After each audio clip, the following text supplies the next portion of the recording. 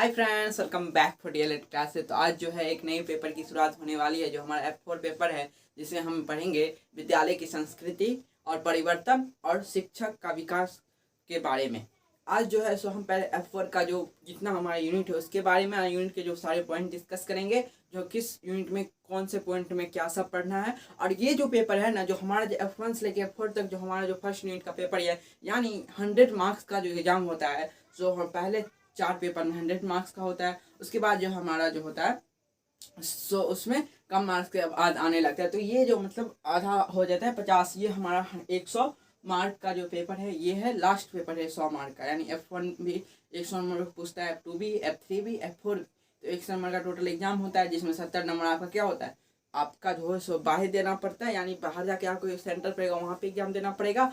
और 30 नंबर का जो एग्जाम होगा सो आपके क्लास में होगा, आपके कॉलेज में होगा। वो भी क्या है, आपके प्रत्येक जो पेपर है ना, उसमें हर एक जो F4 तक जो 30-30 नंबर का होता है कॉलेज में मिलता है। और यानी 1000 का टोटल एग्जाम होता है, जो मैंने पहले भी डिस्कस किया है। और 430 आपके कॉलेज से मिलते हैं, 570 आपको बाहर से जो है सो मिलता है। यानी आप जो सेंटर पर से जो एग्जाम 570 का आपको टोटल एग्जाम देना पड़ेगा बाहर जाके, कहीं पे सेंटर पड़ेगा वहाँ जाके। और 430 आपका जो आंतरिक जो है सो आप यानी कॉलेज में जो है ना प्रैक्टिकल करिएगा, वहाँ पे टेस्ट एग्जाम होगा, उस सब से आपको मिलेगा।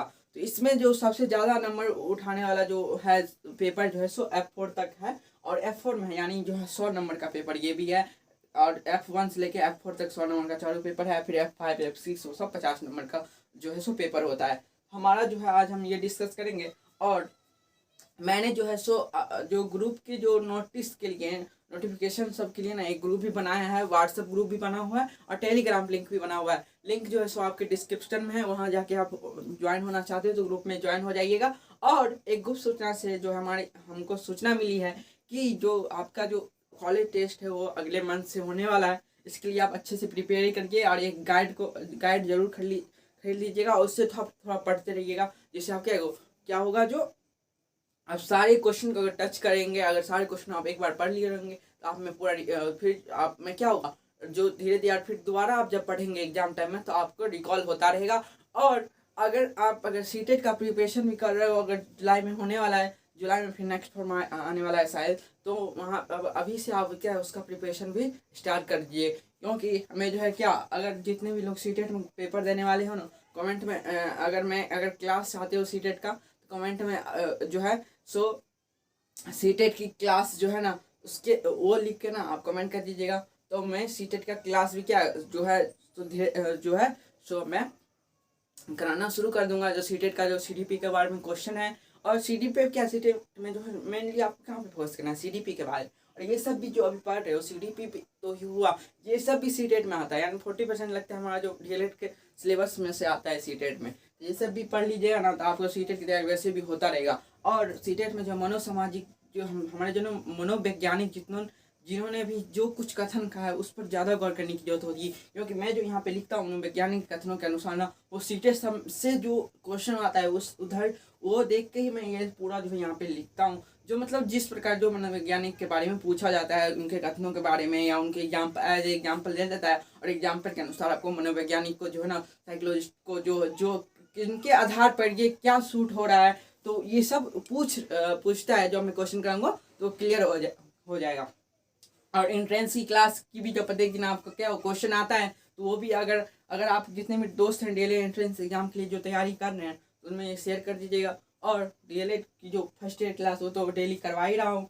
तो चलिए चलते हैं, हमारा जो आज का F4 का जो सिलेबस है वो पहले डिस्कशन कर लेते हैं। F4 में जो हमारा पहला यूनिट है वो क्या है, यूनिट 1 जो है विद्यालय संस्कृति और प्रबंधन। पहले हमें इसमें क्या पढ़ना है, पहले विद्यालय फिर संस्कृति, फिर विद्यालय संस्कृति का कैसा, विद्यालय का संस्कृति कल्चर कैसा रहना चाहिए, कैसा उसमें प्रबंधन करना चाहिए, उसके बारे में। उसका पहला पॉइंट जो है विद्यालय संस्कृति के संगठनात्मक पहलू, यानी अवधारणा के बारे में, संरचना कैसी होनी चाहिए, घटकों की आलोचनात्मक समझ जो हमारे इसके बारे में, क्या अवधारणा जो उसकी क्या डिफिनेशन होना चाहिए, कैसी होनी चाहिए, उसकी क्या संरचना होनी चाहिए। क्या अगर मैं आपको यहाँ पे ईंटा बालू गिट्टी सब रख दूंगा घर बनाने के लिए, तो आप घर एक जो है सो आप घर बना लीजिएगा। लेकिन उस घर को आप विद्यालय कैसे बनाएंगे, उसको में बच्चे आएंगे कैसे पढ़ने के लिए, आप उसे कैसे अट्रैक्शन लाइएगा विद्यालय के प्रति, वो सब क्या पढ़ना पड़ेगा। अगर आप आगे चल के आप एक शिक्षक तो बन ही रहे हो, लेकिन अगर आगे चल के आप कोई आप स्कूल के जो आप प्रिंसिपल बन रहे हो, प्रधानाध्यापक बन रहे हो, तो आप वहाँ पे कुछ ऐसा अपने पूरा कॉलेज की जो संरचना होगी, आप ऐसा क्रिएटिविटी करिएगा जिससे बच्चे क्या हो जो है सो आपके स्कूल में आने के लिए जो क्या आकर्षित हो। तो ऐसे ऐसे संरचना करिएगा, उसी सब के बारे में हमें पढ़ना है, जो क्या संस्कृति रहनी चाहिए, कैसी संरचना रहनी चाहिए। तो यही सब क्या है, संरचना, उसकी घटनों जो घटकों की क्या है आलोचनात्मक समझ भी पढ़ेंगे। तो दूसरा पॉइंट हमारा विद्यालय प्रबंधन की व्यवस्था और अंतर्निहित मान्यताएं, विभिन्न घटक, कार्य, संस्कृति, अनुशासन, समय प्रबंधन, आपदा प्रबंधन, बाल संसद और मीना वंश की भूमिका के बारे में पढ़ेंगे। देखिए विद्यालय प्रबंधन की व्यवस्था और अंतर्निहित मान्यताओं के बारे में पढ़ना है। पहले हमें क्या पढ़ना है, विद्यालय प्रबंधन की कैसी व्यवस्था होती है, उसकी अंतर्निहित क्या मान्यताएं होती है उसके बारे में। तो उसमें हमें पढ़ना है विभिन्न घटक, विभिन्न घटकों के बारे में, उसकी कार्य संस्कृति के बारे में, अनुशासन के बारे में, डिसिप्लिन के बारे में, समय प्रबंधन कैसे होता है विद्यालय में उसके बारे में, आपदा प्रबंधन के बारे में, बाल संसद जो होता है जो हमारे स्कूल विद्यालय में होता है उसके बारे में, और मीना मंच जो होती है उसके बारे में हमें पढ़ना है, वो भी प्रबंधन की व्यवस्था और अंतर्निहित विद्यालय में। उसके बाद थर्ड पॉइंट है हमारा विद्यालय के प्रबंधन से संबंधित दस्तावेजों की समझ। और हमारे बहुत सारे विद्यालय में दस्तावेज भी कैसे बनाना होता है उसके बारे में, उसके विभिन्न रिकॉर्ड के बारे में, संकलन एवं उपयोगिता के बारे में पढ़ना है। उसके बाद चौथा नंबर हमारा विद्यालय में दिन की शुरुआत या चेतना सत्र यानी असेंबली जो हमारा होता है, विद्यालय में दिन की शुरुआत कैसी होती है। आप विद्यालय जाते हैं, पहले बच्चों उसकी साफ सफाई करते हैं, फिर साफ सफाई के बाद अब असेंबली होता है। असेंबली में आपका प्रार्थना होता है, प्रार्थना के बाद आप क्या जो पेपर पढ़ाया जाता है, पेपर सभी बच्चों को बता के जो हेडलाइन होते हैं उन्हें पढ़ाया जाता है। उन्हें पढ़ाने के बाद फिर क्विज कंपटीशन होता है, सभी बच्चे क्वेश्चन पूछते हैं। ये सब हमारा असेंबली चलता है, कैसे होती है शुरुआत उस सब के बारे में हम धीरे धीरे और जानेंगे। उसके बाद हमारा इकाई 1 कंप्लीट होता है। इकाई 2 में हमारा जो है सो विद्यालय में परिवर्तन, विद्यालय में चेंजेस कैसे लाएंगे उसके बारे में। तो पहला इसमें हमारा विद्यालय भवन का सृजनात्मक प्रयोग, सृजनात्मक यानी क्रिएटिव प्रयोग, जैसे सीखने सिखाने के माध्यम के रूप में। और विद्यालय में आप कैसे प्रयोग करिएगा कुछ भी क्रिएटिविटी, तो आप अपने पहले विद्यालय की संरचना आप अच्छे ऐसी करेंगे जिसमें बच्चे अट्रैक्टिव हो, बच्चे के जो मन लगे आप वैसा विद्यालय बनाएंगे। और उसके बाद आप क्या करेंगे, आपके सीखने सिखाने के तौर सभी सीखते सिखाते हैं, सभी पढ़ा कोई लेगा, लेकिन अगर आपको आप देखिए पढ़ा तो कोई सकता है, पढ़ाने में कोई हर्ज नहीं, कोई बड़ा होगा तो कुछ आता हो तो छोटों को दे सकता है। लेकिन अगर आप डीएलएड कर रहे हो तो आपको कैसे पढ़ाना है, स्टेप बाय स्टेप करके आपको धीरे धीरे पता लगता है जो बच्चों को कैसे कैसे पढ़ाना चाहिए, क्या पर किधर पढ़ाना चाहिए। जैसे आपको आई कांटेक्ट करके बच्चों में पढ़ाना चाहिए, एकदम फोकस होके कॉन्फिडेंस लेवल से, और बच्चों के जरिए पढ़ाना चाहिए। नहीं जो आप अपने मन से कुछ बोल रहे, आप जैसे मैं बोल रहा हूँ, जैसे आप समझ रहे हैं क्लाइन करके, बच्चे वैसे नहीं समझते हैं। बच्चों को बहुत एकदम ध्यानपूर्वक एक एक पॉइंट को समझाना पड़ता है, और बच्चा क्वेश्चन भी पूछता है उसको भी यहाँ पे डिस्कस करना पड़ता है। तो बहुत ऐसी होती है बच्चों में पढ़ाने में आप ऐसे नहीं पढ़ा सकते जैसे मैं अभी पढ़ा रहा हूँ, या कोई आप बड़े लोगों को पढ़ा देते हो, 9th-10th वाले लड़कों को। बच्चों 1 to 5 वाले को आप पढ़ा रहे हो ना, तो आप बहुत ध्यानपूर्वक पढ़ाना होता है अगर आप एक अच्छे शिक्षक बनना चाहते हो। तो हमारा जो है देखिए मैं क्या पढ़ने सीखने सिखाने के माध्यम के रूप में आप बच्चों में सृजनात्मकता क्रिएटिविटी ला सकते हो विद्यालय में। उसके बाद दूसरा में शिक्षा के अधिकार के अंतर्गत विद्यालय व्यवस्था में परिवर्तन, और शिक्षा के अधिकार के अंतर्गत क्या है विद्यालय में व्यवस्था में कैसे आप परिवर्तन लाना चाहते हो, वो है हमारा। उसके बाद हमारा थर्ड है समावेशी शिक्षा के अनुरूप विद्यालय संगठन और प्रबंधन।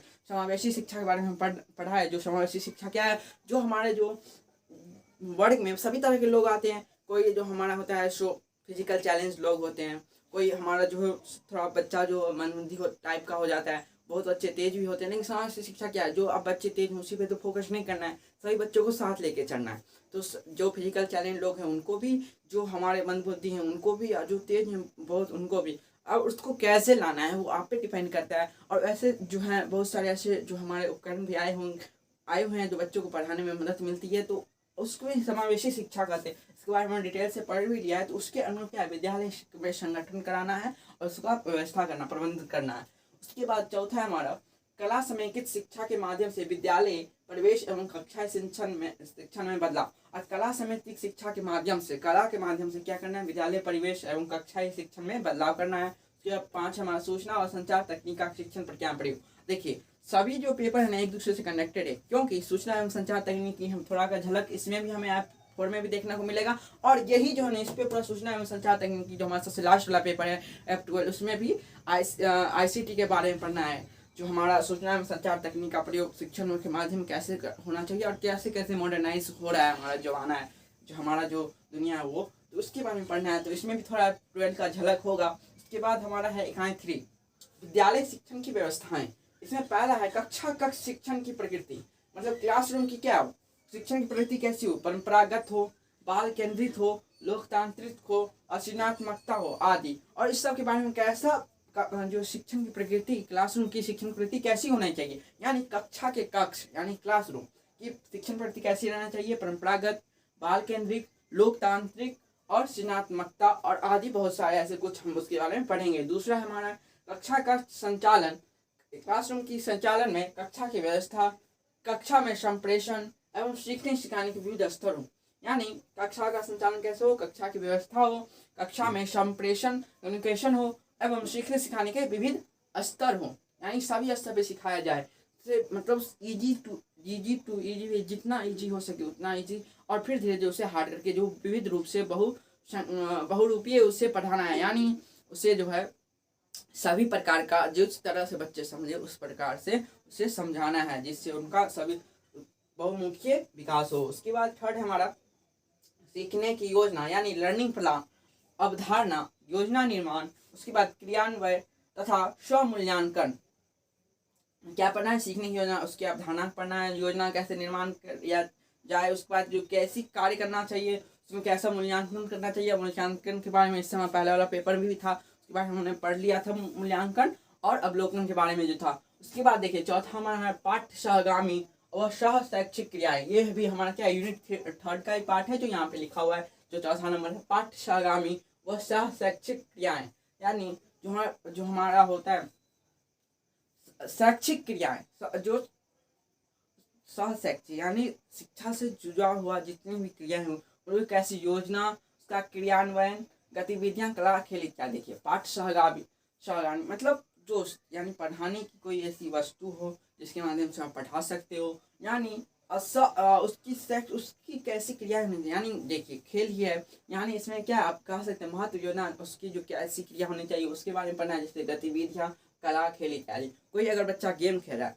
और उस गेम को आप उसको कैसे खिलाते हो जिससे आपको उसकी शिक्षा में मदद मिलती है, और उसके जो पाठ्य पुस्तक हैं यानी जो उसका ऐसा क्वेश्चन जो उससे भी आपको खेल के माध्यम से उसको पढ़ा रहे हैं उसके बारे में पढ़ना है।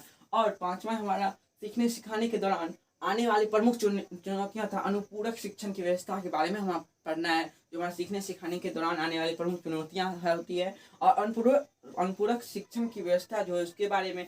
और शिक्षा है हमारा विद्यालय में आकलन एवं मूल्यांकन की व्यवस्था जो है उसमें हमारा सतत एवं व्यापक आकलन, प्रगति पत्रक ऐसे जो हमारे होते हैं उसके बारे में पढ़ना है। उसके बाद हमारा यूनिट 4 है शिक्षक वृत्तिक विकास, यानी प्रोफेशनल डेवलपमेंट के आयाम जो होते हैं ना, शिक्षक वृत्तिक विकास, शिक्षक का जो प्रोफेशन है उसके कितने डेवलपमेंट आयाम होने चाहिए, यानी शिक्षक के प्रोफेशन का जो डेवलपमेंट है उसके जो एरियाज हैं डेवलपमेंट यानी विकास जो है सो एक ही जगह नहीं होता, मतलब एक ही एरिया में नहीं होता, इसके एरिया विस्तृत होते हैं, इसकी जो क्षेत्र है वो विस्तृत होते हैं, तो उसी के बारे में पढ़ना है। तो पहला हमारा है शिक्षक वृत्तिक विकास में इसकी क्या अवधारणाएं हैं उसके बारे में, इसकी क्या आवश्यकता है, और शिक्षकों के जीवन में या विद्यार्थियों के जीवन में या शिक्षा में इसकी क्या आवश्यकता है उसके बारे में, नीतिगत विमर्श एवं सीमाएं के बारे में। उसका दूसरा हमारा है शिक्षक परीक्षण कार्यक्रम, यानी शिक्षक का परीक्षण कार्यक्रम जो ट्रेनिंग कार्यक्रम है उसमें उसकी क्या आवश्यकता होती है। सभी देखिए आप शिक्षक बन जाएंगे ना, तो अभी आपको अगर सरकारी स्कूल में कहीं पर अगर नौकरी मिल जाए तो आप ये नहीं है जो आप नौकरी मिल जाए तो आप आराम से रह जाएंगे, वो नहीं होता है। आप में बीच बीच में ट्रेनिंग होती रहेगी। आप उसका जो शिक्षक परीक्षण कार्यक्रम होता है, जो हमारे टीचर अभी बनते हैं उनका भी जो समय समय के एक नियमित समय रहता है, उसमें उन्हें जाके उनका ट्रेनिंग है, उनका जो उनकी जो ट्रेनिंग जो होती है उन्हें कैसा पढ़ाना चाहिए वो सब धीरे धीरे उनमें क्या है उसका परीक्षण दिया जाता है, उसका ट्रेनिंग होता है शिक्षकों का, उसका क्या आवश्यकता है, उसका महत्व क्या है, उसके प्रकार क्या है, उसके स्वरूप क्या है, उसके बारे में पढ़ना है। उसके थर्ड पॉइंट हमारा है विद्यालय में नेतृत्व व्यवस्था और शिक्षक, नेतृत्व की व्यवस्था और शिक्षक, जैसे प्रशासनिक, सामूहिक, शिक्षण शास्त्रीय और परिवर्तनकारी। विद्यालय में नेतृत्व की व्यवस्था और शिक्षक, विद्यालय तो किसी नेतृत्व के जरिए चलता है चाहे वो शिक्षक हो या जो पदाधिकारी होता है या प्रशासनिकरण होता है, उस सबके बारे में पढ़ेंगे। प्रशासनिक, सामूहिक, शिक्षण शास्त्रीय, परिवर्तनकारी, इस सब के बारे में हमें पढ़ना है। चौथा नंबर है शिक्षक तनाव प्रबंधन। शिक्षक तनाव प्रबंधन का हमें अवधारणा पढ़ना है, तनाव के कारण पढ़ने हैं और एवं निदान पढ़ना है। शिक्षा में भी बहुत सारे ऐसे तनाव होते हैं, उसके हमें अवधारणा पढ़ने हैं और उसके तनाव के क्या कारण है उसके, और उसका क्या निदान हो सकता है। क्योंकि एक जो है आप शिक्षक बन रहे हो तो ये सब आपको जानना जरूरी होगा, जो आप में कैसे तनाव आएंगे और उसकी और उस तनाव का कारण क्या होगा, उसका निदान कैसे होगा। उसके बाद 5वां नंबर क्वेश्चन है शिक्षक के वृत्तिक विकास में स्वाध्याय लेखन व सहकर्मियों की भूमिका। शिक्षक के वृत्ति यानी प्रोफेशनल डेवलपमेंट में उसका स्वाध्याय, उसकी लेखन और सहकर्मियों की भूमिका, उसके जो अगल बगल हैं उसकी में कैसे एक शिक्षक को कैसे डॉक्यूमेंट तैयार करना चाहिए। आप जो SEP जो जाएंगे, हम मुझे लगता है 1-2 महीने में होगा वो भी, तो जो SEP आप में कैसे शिक्षक कैसे डॉक्यूमेंट सब तैयार करते हैं वो भी सीखेंगे, आप अवलोकन करेंगे। आपका SEP में जाने का मतलब क्या होता है, जो आप देखें शिक्षक कैसे पढ़ा रहे हैं, कैसे डॉक्यूमेंट सब जो है सो कैसे क्या लिख रहे हैं, कैसे कहाँ पे कैसे रखा जाता है, उसमें बहुत सारे ऐसे जो होती है, आप वहाँ पे जाके आप जो है सीखेंगे। तो उसी में हमें ये भी पढ़ना है जो वृत्तिक विवरण स्वाध्याय, उसकी लेखन सामग्री, उसके सहकर्मियों जो होते हैं उसकी क्या प्रबंधन, क्या भूमिका होती है, तो वो सब हमें पढ़ना है। उसके बाद इकाई 5 है महत्वपूर्ण शैक्षिक संस्थाएं, परीक्षण केंद्र व सरकारी योजनाओं के समीक्षात्मक समझ। इसी में अंतर्गत हम जो हमारा F3 वाला पढ़ा है उसमें क्या सब पढ़ना है, जो महत्वपूर्ण शैक्षिक संस्थाएं जो है हमारे ऑल ओवर वर्ल्ड में, भारत में, या आप राज्य में कहिए या जिला स्तरीय कहिए, तो या प्रखंड स्तरीय कहिए या स्कूल स्तरीय कहिए, तो उस सब के जो हमारी योजनाएं की जो है जो योजना के बारे में पढ़ना है और समीक्षात्मक समझ के बारे में पढ़ना है। ये मैं अपने नजरिए से कहता हूँ कि ये जो है मुझे लगता है एक इम्पोर्टेंट है, क्योंकि अगर आप एक शिक्षा बन रहे हो ना, तो ये सभी एक व्यक्ति को जानना जरूरी है, लेकिन आप एज ए टीचर आपको तो ये इम्पोर्टेंट ही जानना है, क्योंकि हम CRC की मीटिंग होती है, BRC की मीटिंग होती है, और ये मीटिंग अगर आप जान ही नहीं रहे हो इसका मतलब क्या होता है, क्यों होता है, इसका क्या कारण है होने का, तो ये सब जो है ना से एक मैं समझता हूँ इम्पोर्टेंट टॉपिक है, इम्पोर्टेंट यूनिट है शिक्षक के लिए। और इसका कुछ अंश जो है सो F3 में पढ़ा दिया हूँ। जो हमारा जो है जो सर्व शिक्षा अभियान क्या है, हमारा जो है समेकित बाल विकास ICDS क्या है, तो उसके बारे में जो है मैं जो ये वर्ल्ड लेवल पे जो होता है या आपके केंद्र लेवल पे या राज्य लेवल पर, उसके बारे में थोड़ा चर्चा कर लिया, लेकिन इसमें और डिटेल से चर्चा करना है तो देखेंगे फिर। तो हमारा इसमें देखिए 2 पॉइंट दिए हुए हैं। पहला जो हमारा है यूनिट 5 में पहला A है विभिन्न संस्थाओं के कार्यों की समझ तथा विद्यालय के संदर्भ में उपयोगिता। जो हमारे विभिन्न संस्था है उसकी कार्यों की समझ के बारे में पढ़ना है और विद्यालय के संदर्भ में क्या इसकी उपयोगिता है उसके बारे में पढ़ना है। उसमें हमारा पहला है निकटवर्ती जिला स्तरीय संस्थाएं। जो हमारे जिला स्तरीय संस्थाएं जो यानी हमारे जो जिला तक जो सीमित, यानी जो हमारा जिला जो है चलाता है, हमारे जो डिस्ट्रिक्ट है वो चलाते हैं, उसमें हमारा क्या है संकुल संसाधन केंद्र CRC की मीटिंग होती है। अगर आपने एक सरकारी स्कूल में पढ़ा होगा तो आप जरूर जानते होंगे, जो अगर किसी का स्कूल संकुल होगा ना, यानी संकुल उसे कहते हैं जो 13 या 15 स्कूल ऐसे करके एकत्रित होकर एक केंद्र होता है स्कूल, यानी मान के चलिए एक स्कूल होगा बीच में, मतलब एक यहाँ पे उसकी एक गांव में मान के चलिए एक प्रखंड है, प्रखंड स्तर पे एक स्कूल होगा, उसके जो जितने भी पंचायत होंगे 15 अगर आते हैं तो 15 विद्यालय उसी स्कूल के अंदर में होता है। मतलब 15 विद्यालय क्या होता है, एक विद्यालय के अंतर्गत उस एक हेड रहता है विद्यालय, उस हेड विद्यालय में जो 15 जो स्कूल होते हैं अन्य स्कूल के, उसके शिक्षक सभा के CRC मीटिंग होती है। और यह भी एक नियमित समय पर होती है, जो हम आगे और डिटेल से पढ़ेंगे। जो हमारा है स्कूल संसाधन केंद्र ये जिला लेवल पर होता है। उसके बाद प्रखंड संसाधन केंद्र यानी BRC मीटिंग होती है। उसके बाद है जिला शिक्षा एवं परीक्षण संस्थान डाइट। जो हमारा डाइट जो हमारा सरकारी कॉलेज है यहाँ पे जो हमारे जो DLED होते हैं उनके लिए जो हमारा जिला शिक्षा परीक्षण संस्थान डाइट के बारे में पढ़ना है। क्या प्रारंभिक शिक्षक शिक्षा महाविद्यालय PTEC जो है प्रारंभिक शिक्षक शिक्षा विद्यालय PTEC के बारे में पढ़ना है। और दूसरा हमारा है राज्य स्तरीय संस्थाएं जो हमारे राज्य लेवल के हैं, जो हमारा राज्य शिक्षा शोध एवं परीक्षण परिषद SCERT, ये हम NCERT का आप छोटा भाई कह सकते हैं इसको, SCERT को, जो हमारा है राज्य शिक्षा शोध एवं परीक्षण परिषद SCERT, इसके बारे में पढ़ना है। बिहार शिक्षा परियोजना परिषद BEPC के बारे में। अब अभी जो इतना नाम है ना, आप मुझे लगता है आप कितना नाम आप पहली बार भी सुन चुके होंगे और कितना बार अभी नया वर्ड आप में आ रहा होगा जो आप नहीं सुने होंगे, जो अभी आप सुन रहे होंगे। तो BEPC है। उसके बाद है बिहार विद्यालय परीक्षा बोर्ड BSEB, इसके बारे में पढ़ना है। उसके बाद बिहार संस्कृत शिक्षा बोर्ड BSSB।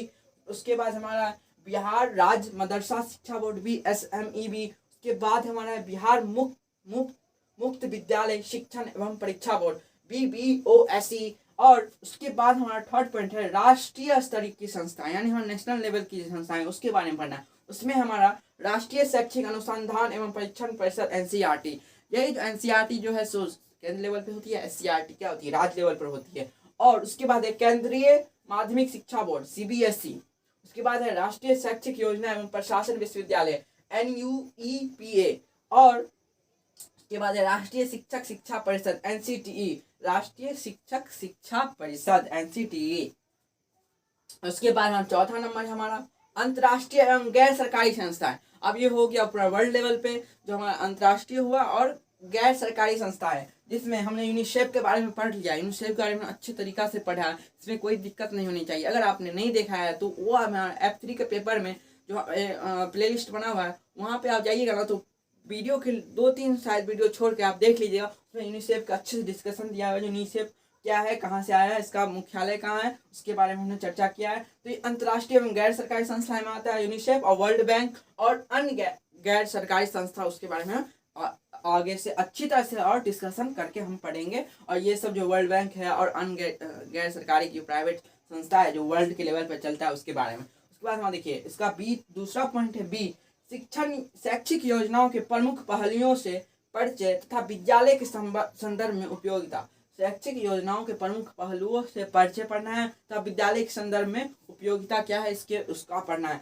पहला जो हमारा है सर्व शिक्षा अभियान, इसे हम सर्वे शिक्षा अभियान भी कह सकते हैं SSA, जिसके बारे में हमने पढ़ लिया है। और दूसरा हमारा है राष्ट्रीय माध्यमिक शिक्षा अभियान RMSA, इसके बारे में पढ़ना बाकी है। इसमें थोड़ा ऐसे पॉइंट है जिसके बारे में हम पढ़ भी लिया है, कुछ ऐसे पॉइंट है जिसके बारे में हम नहीं भी पढ़ा है। तो SS के बारे में हमने पढ़ लिया और राष्ट्रीय माध्यमिक शिक्षा अभियान RMSS के बारे में नहीं पढ़ा। और समेकित बाल विकास के बारे में ICDS क्या उद्देश्य है, क्या है इंटीग्रेटेड चाइल्ड डेवलपमेंट स्कीम जो है उसके बारे में हमने पढ़ लिया, जो हमारा थर्ड नंबर है। उसके बाद देखिए चौथा नंबर है बालिकाओं की शिक्षा को प्रोत्साहित करने वाली विशेष योजनाएं। अब बालिकाओं की जो शिक्षा को प्रोत्साहित करने के लिए जो विशेष योजनाएं हैं जो है उसके बारे में क्या क्या योजनाएं हैं जो हमारे होते हैं हमारे स्कूल विद्यालय में, या उसके बाद जो होती है शिक्षा को प्रोत्साहित करने के लिए जो योजनाएं हैं, जो अभी देखिए 10th मैट्रिक लेवल पर मिलता है, इंटर लेवल पर मिलता है, फिर ग्रेजुएशन लेवल पर बालिकाओं को मिलता है। तो उसके बारे में जो क्या क्या योजना है, बहुत सारे ऐसे स्कीम है जो बालिकाओं के लिए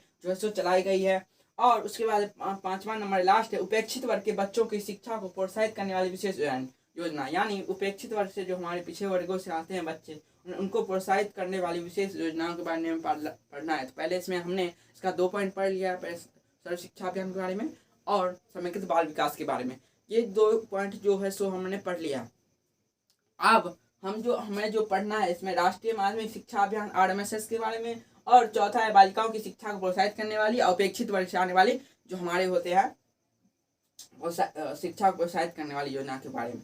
तो मुझे लगता है आप सबको मैं जो F1 का सिलेबस समझा रहा था उसमें समझाने में था सफल हुआ रहूँगा। तो अगर आपको अगर ये समझ में आया हो तो एक लाइक कर दीजिएगा और वीडियो को शेयर करिएगा और एक कमेंट जरूर कीजिएगा। तो हमारा जो F4 का क्लास है उसके सिलेबस के बारे में हमने डिस्कस कर लिया। अब कल से जो हमारा जो F1 का पहला जो है यूनिट का पहला क्लास की शुरुआत होगी, तो हमारे साथ बने रहिएगा। अगर आप चैनल पे न्यू हो ना तो सब्सक्राइब कर दीजिएगा, वीडियो को लाइक कर दीजिएगा। बाय, स्टे ट्यून्ड, फिर मिलेंगे नेक्स्ट वीडियो में। बाय।